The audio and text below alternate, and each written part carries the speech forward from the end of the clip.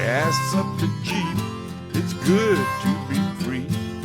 Load up the pans and fishing poles. The highway is long, the wheels turning round. Pack up the cook stove and the bowls. Arlo and I, we hit the open road. Arlo and I are on the road.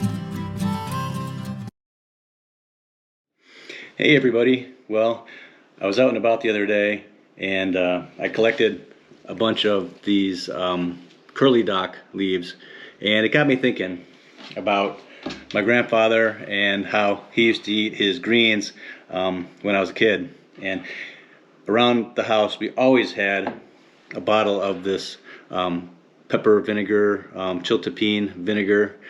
We spent a lot of time in Texas, and we collected those fresh Chiltepin peppers and just put them in a jar with some garlic, some white vinegar, and maybe a little salt, and that's it. And then you just kind of let that marinate for a few days, and it's the perfect accompaniment for lots of things, especially greens. So there's really not much to this recipe. There's just a few ingredients, but it's super flavorful and easy and delicious. The most important thing you need are some chili peppers of some kind. Traditionally, we've always used Chiltepins, which are these small, round, wild chilies. I don't have access to any fresh ones right now, so I'm going to use dried, but often you'll see the little bottles of pepper vinegar with the green and the red, because they have access to them off the bush, and then we'll fill them up here. But like I said, I'm just going to use the dried ones today. So here we go. All we need are the Chiltepins. I have some, this is 1 clove of garlic, which I have sliced up small so that I can fit it into the bottle. A little salt and some white vinegar. And then of course a bottle to put them in. Alright, so the first thing we're going to do is we need to get our vinegar ready, and we just need to heat this up.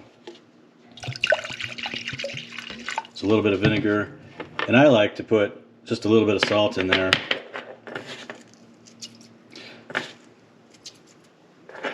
And then we'll get this going.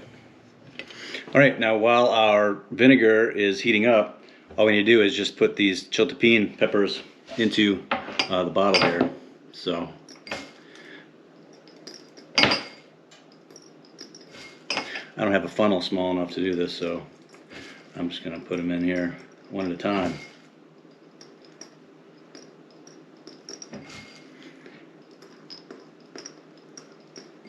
And like I said before, it doesn't matter what type of peppers that you use. I think if you had those little Thai chilies or whatever, something that will fit inside here, be perfect.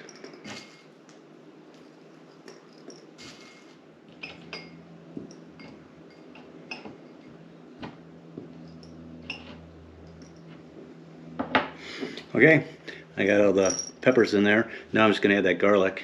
Like I said, I slivered it really small so that I can fit them into the top of the bottle.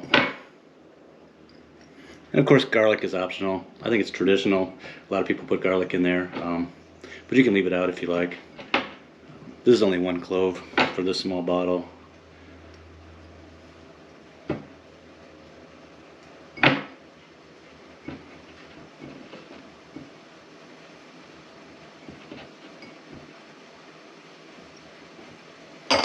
Alright, and that's it. Now we just wait for our vinegar to come up to temperature, and then we're going to pour it over this, and really that's the whole recipe.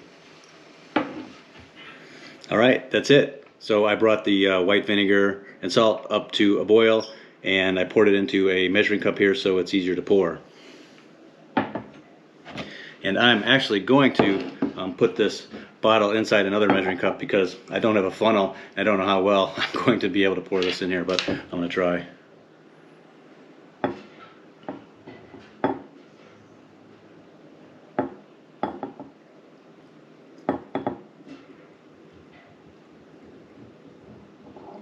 Obviously, if you use a bottle with a larger opening, this is a lot easier.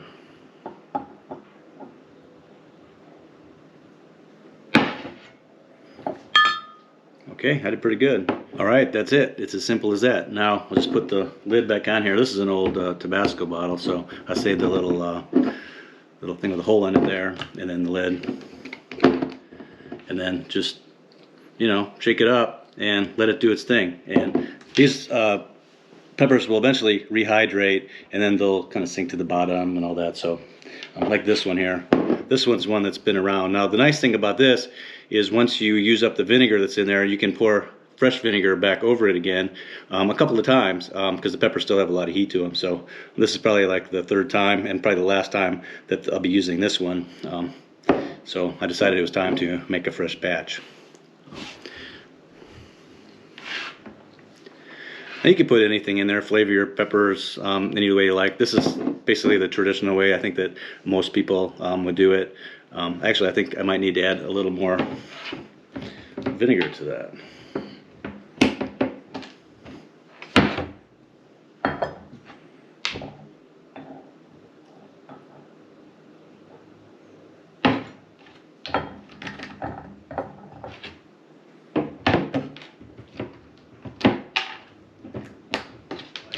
I could see putting a little thyme branch in there or something like that if you like a little bit of herb flavor. But this is the straight up typical way that I grew up doing it and the way that I know it. And you see it either in restaurants or someone's home.